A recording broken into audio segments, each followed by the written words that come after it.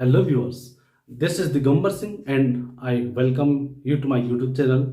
Today I am going to discuss two more pronouns और उसमें से एक है रिफ्लेक्सिव प्रोनाउन। ये नवा प्रोनाउन है। इससे पहले मैं 8 प्रोनाउंस पढ़ा चुका हूँ, लेकिन प्रोनाउन को शुरू करने से पहले जरा मैं 2-4 बातें कहूँगा।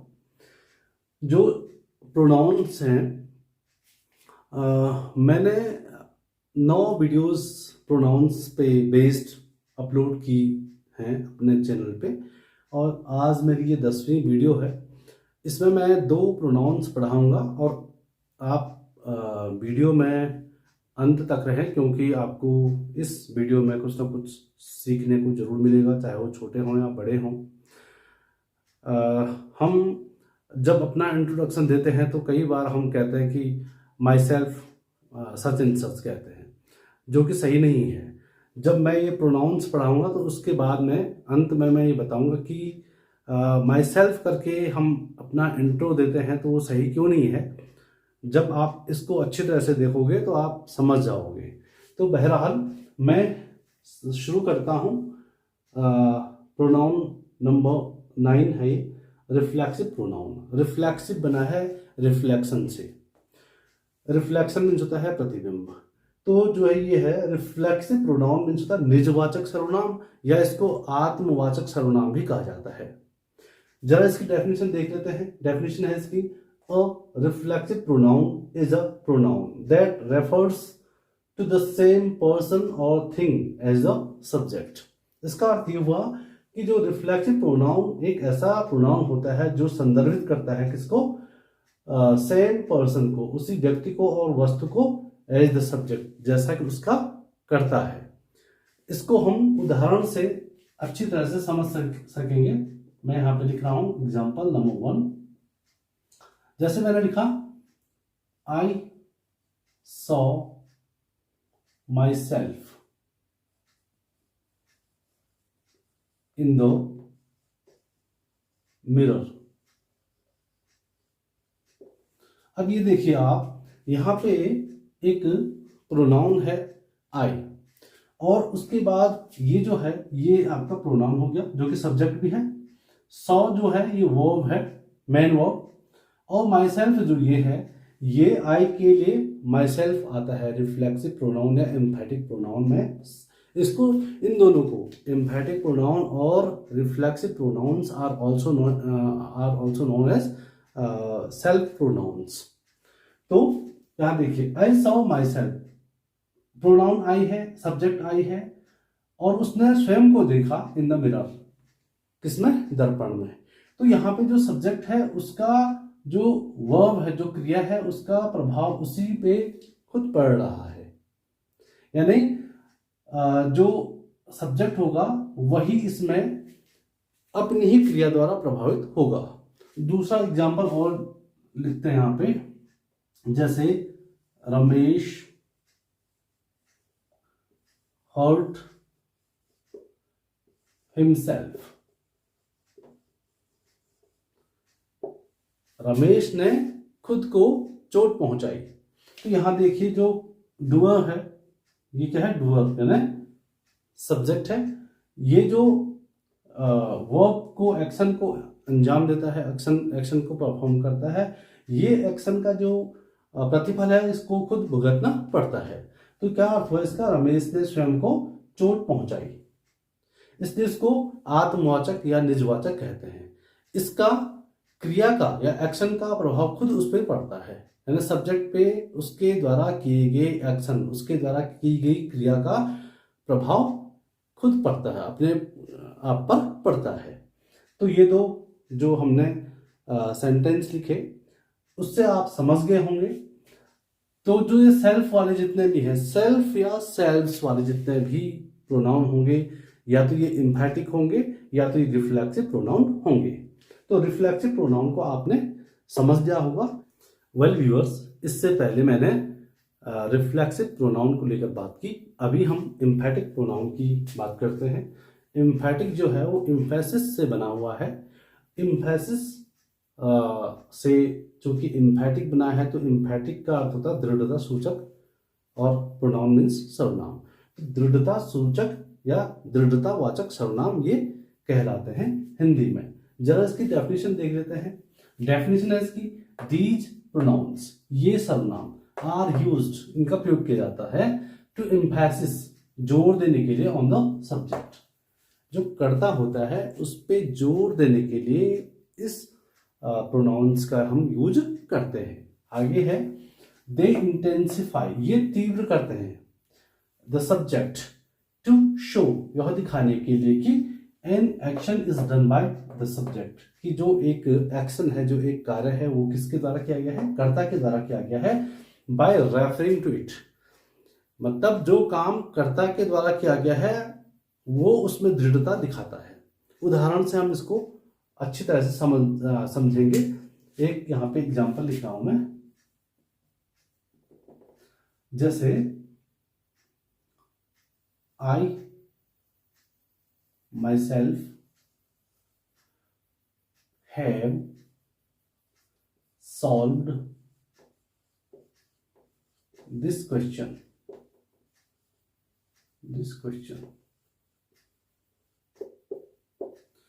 आई myself have solve this question, इसका अर्थ ये हुआ कि मैंने स्वयं इस प्रश्न को हल किया। अब यहां पे देखो, एक्शन करने वाला आई है, आई जो कि प्रोनाउन है, ये सब्जेक्ट भी है इसमें, और इसके बाद तुरंत बाद एक वर्ड आया है, वो है माई सेल्फ, और ये जो है ये एम्फेटिक प्रोनाउन है। ईपी मीन्स एम्फेटिक प्रोनाउन, मतलब आई माई सेल्फ, मैंने स्वयं ही इस प्रश्न को हल किया। जब कभी कोई हमसे पूछता है कि क्या यह काम आपने स्वयं किया, तो हम, यदि हमने किया तो हम जोर देकर कहते हैं I myself did this work, या I myself have done this work. तो उसी तरह से यहां भी है, यहां पे आई की बात तुरंत क्या आया, माई सेल्फ आया। अगर यहाँ पे शी होता तो हर सेल्फ आता, ही होता तो हिमसेल्फ आता, यू होता तो योर सेल्फ भी आता, और योर सेल्फ्स भी आ सकते हैं, क्योंकि अगर यू दोनों नंबर में आता है, यू सिंगुलर नंबर भी है और प्लूरल नंबर भी है। सिंगुलर नंबर में यू के साथ योर सेल्फ आएगा, प्लूरल नंबर में यू के साथ योर सेल्फ्स आएगा, और यहाँ पे और होता, और का हो जाता और सेल्फ्स। तो इस तरह से सब्जेक्ट के तुरंत बाद उसी से संबंधित क्या आएगा, सेल्फ प्रोनाउन आएगा। दूसरा, रवि himself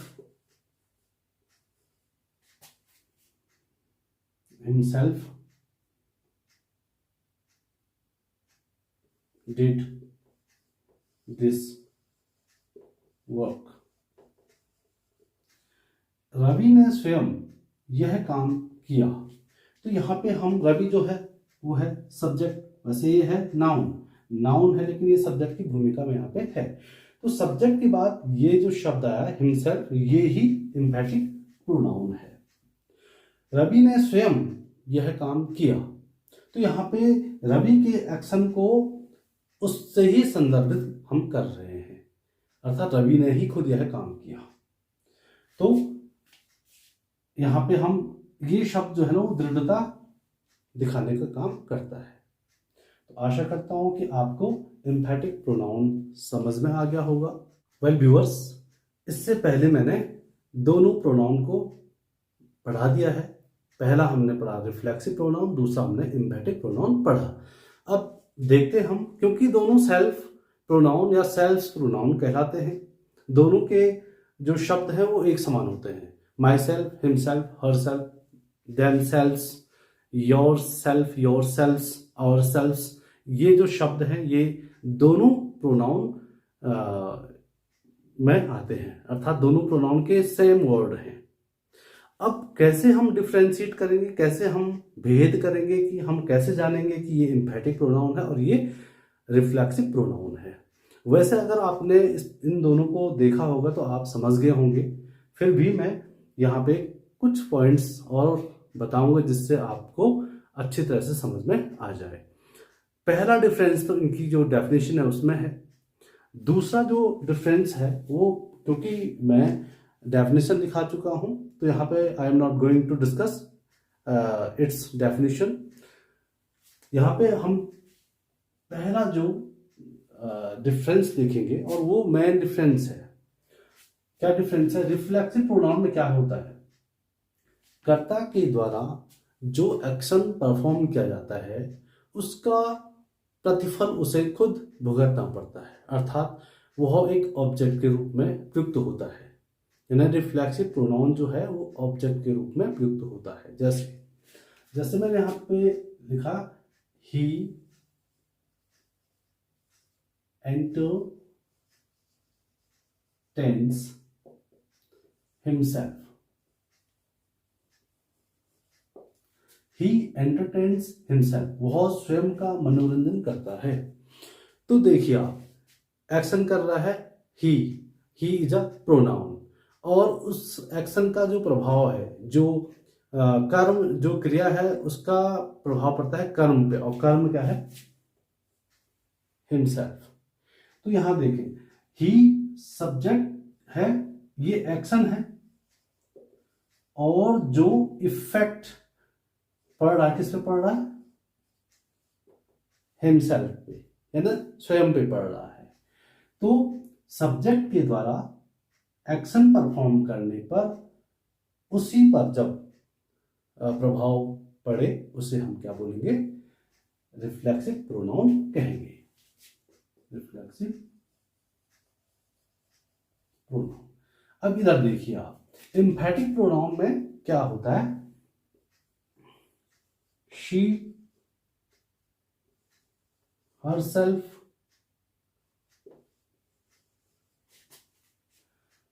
knitted,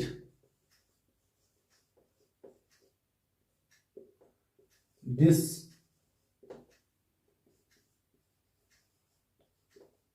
pullover। अब देखिए यहां पे जो शी है वो एक प्रोनाउन है और सब्जेक्ट भी है। herself, उसने स्वयं ही, knitted, बुना या बुनी, this pullover, इस स्वेटर को उसने खुद बुना, या इस बनियान को उसने खुद बुना। अब देखिए यहां पे क्या था कि उसने स्वयं का मनोरंजन किया, या वह स्वयं का मनोरंजन करता है। और यहां पे देखिए उसने स्वयं यह स्वेटर बुनी, यहाँ पे दृढ़ता का बोध करा रहा है ये शब्द, ये herself। तो ये हो जाएगा यहाँ पे एम्फैटिक प्रोनाउन, ईपी, और ये सब्जेक्ट है। दूसरा अंतर ये है कि जो रिफ्लेक्सिव, ये बहुत महत्वपूर्ण अंतर है इसमें, रिफ्लेक्सिव प्रोनाउन के तुरंत बाद हमेशा क्या आएगी? कोई एक्शन आएगा। क्या कह रहा हूं मैं? रिफ्लेक्सिव प्रोनाउन के सेंटेंसेस में अगर हमारे पास कोई सेंटेंस है तो हम उसमें देखेंगे कि यहाँ पे रिफ्लेक्सिव प्रोनाउन है या एम्फैटिक है। तो पहचानने का तरीका क्या है कि सब्जेक्ट आया, उसके तुरंत बाद कोई मेन वर्ब आएगी, एक्शन वर्ड आएगा, एक्शन वर्ड के बाद आएगा कर्म, यानी ऑब्जेक्ट आएगा, और ऑब्जेक्ट में सेल्फ होगा अकॉर्डिंग टू द सब्जेक्ट। यहाँ पे शी होगा तो हरसेल्फ हो जाएगा, इट होगा तो इटसेल्फ हो जाएगा, दे होगा तो देमसेल्फ हो जाएगा, देमसेल्व्स हो जाएगा। तो कहने का अर्थ यहाँ पे ये हुआ कि इसका क्रम क्या है? पहले सब्जेक्ट आएगा, फिर वर्ब आएगा, और फिर ऑब्जेक्ट आएगा, लेकिन वो कैसा आएगा? सेल्फ वाला। और इसमें देखिए, इसमें सब्जेक्ट के तुरंत बाद सेल्फ या सेल्फ्स वाले वर्ड आएंगे। यहां पे ये प्रोनाउन है, ये भी प्रोनाउन है, ये है पर्सनल प्रोनाउन और ये है एम्फैटिक प्रोनाउन। अंतर ये है कि यहाँ पे सब्जेक्ट, फिर वर्ब, फिर ऑब्जेक्ट आया, जो कि ऑब्जेक्टिव फॉर्म में जो होता है वो सेल्फ होता है। और यहाँ पे देखिए आप, ये सब्जेक्ट के बाद तुरंत सेल्फ और सेल्फ्स नामक जो वर्ड है वो आएंगे। सेल्फ में माई सेल्फ होगा, योर सेल्फ हो गया, इट सेल्फ हो गया, और सेल्फ्स में हो गया, देम सेल्फ्स हो गया, और सेल्फ्स हो गया, इस तरह के वर्ड आएंगे। तो ये सब्जेक्ट के तुरंत बाद आता है। तो आशा करता हूँ ये टॉपिक आपको अच्छी तरह से समझ में आ गया होगा। अब प्रश्न ये उठता है कि जब भी इंटरव्यू में हम बैठते हैं तो या हम कहीं भी अपना इंट्रोडक्शन दे रहे होते हैं तो कई बार जो बहुत पढ़े लिखे लोग भी हैं वो कहते हैं my self such and such. पहले माई सेल्फ कहेंगे, उसका अपना नाम बताएंगे। कभी भी आप ये देखिए दोनों में ये सब्जेक्ट की भूमिका में कभी नहीं होता है। जो सेल्फ प्रोनाउन या सेल्फ प्रोनाउन या एम्फैटिक या रिफ्लेक्सिव प्रोनाउन होते हैं, they can never be made subject. उनको सब्जेक्ट हम बना ही नहीं सकते हैं। वो हमेशा सब्जेक्ट के बाद, चाहे उसमें नाउन हो, यहाँ पे अगर राम होता तो राम एंटरटेन्स हिमसेल्फ आता। तो सब्जेक्ट के यानी सब्जेक्ट नाउन या प्रोनाउन होगा, उसके बाद ही इसका प्रयोग किया जाता है। और यहाँ भी एम्फैटिक में भी सब्जेक्ट के तुरंत बाद, यहाँ पे अगर सीता होता तो हरसेल्फ आता, दे होगा तो देमसेल्व्स आएगा। तो कहने का अर्थ यहाँ पे ये है कि ये कभी भी सब्जेक्ट की भूमिका में नहीं होते हैं। तो आशा करता हूँ आप जो आज से आप जब भी आप अपना इंटरव्यू दें या किसी को इंट्रोडक्शन दें अपना, तो कभी भी या तो ये कहिए कि I am such and such, या ये कहिए माई नेम इज, जो भी जिसका नाम है। लेकिन अधिकांश लोग इसको कहते हैं जो कि ग्रामेटिकली इनकरेक्ट है। तो अगर आपको इस वीडियो से थोड़ा भी जानकारी मिली हो या आपको ये नॉलेजेबल लगा हो तो मेरे चैनल को सब्सक्राइब कीजिएगा और चैनल को शेयर ज़रूर कीजिएगा, ताकि जो बच्चे हैं, क्योंकि मैं देखा है कि कई बच्चे जो इंटर तक की क्लासेस में हैं उन्हें नाउन, प्रोनाउन, वर्ब, एडवर्ब किसी भी प्रकार की कोई जानकारी नहीं है, तो उनका फ़ायदा हो जाएगा।